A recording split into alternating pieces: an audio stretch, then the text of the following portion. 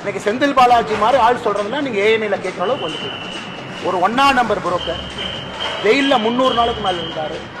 அவருடைய சொந்த தம்பி 1.5 வருஷம் அக்யூஸ்டா இருந்த ஒரு ஆள் இன்னைக்கு கரூர்லயே பேசிட்டு இருக்கான். இந்த கேள்வி அவங்ககிட்ட கேட்கணும்ல. இதே ஏஎன்ஐ ஒரு நேர்மையான நடுநிலையான ஏஎன்ஐ பத்திரிகை நீங்க வேலை பார்த்தீங்கன்னா நீங்க செந்தில் பாலாஜி எப்படிப்பட்ட கேள்விகள் கேட்கணும்? ஏஎன்ஐ எப்படி வெண்ண தடவை மாதிரி தடவை தானே கேட்டுட்டு இருக்கிறீங்க. என்ன தடவை மாதிரி கேட்கறீங்க? ஒரே நிமிஷம் அண்ணா, நீங்க கேட்ட கேள்விக்கு பதில் சொல்றதுக்கு எனக்கு உரிமை இருக்கு. தலைவா நீங்க கேட்டீங்க, பதில் நான் சொல்றேன், நீங்க கேட்கணும். பதில் கொஞ்சம் சுடும். ஏஎன்ஐக்கு பதில் சுடும். நீங்க கேட்டீங்க, கேட்கறத பொறுமையா கேட்கணும். ஏன்னா நீங்க 5 நிமிஷமா தாண்டிக்கிட்டே இருந்தீங்க. 5 நிமிஷமா ஏஎன்ஐல தாண்டிட்டு இருந்தனால ஏஎன்ஐக்கு இந்த பதில கேட்கறேன். கரூர்ல போய் ஏஎன்ஐ செந்தில் பாலாஜி போடுற பட்டியை கவர் பண்ணீங்களா? ஏஎன்ஐல ஸ்டோரி. அப்ப என்ன நடுநிலையான பத்திரிக்கை நீங்க? என்ன இந்தியாவில் நம்பர் 1 நியூஸ் அக்ரிகேட்டர் நீங்க? என்ன நியூஸ் அக்ரிகேட்டர்? ஏஎன்ஐல ஒரு ஸ்டோரி இது வரைக்கும் கரூர்ல செந்தில் பாலாஜி போட்ட பட்டியை கவர் பண்ணிருக்கீங்களா? கவர் பண்ணீங்களா?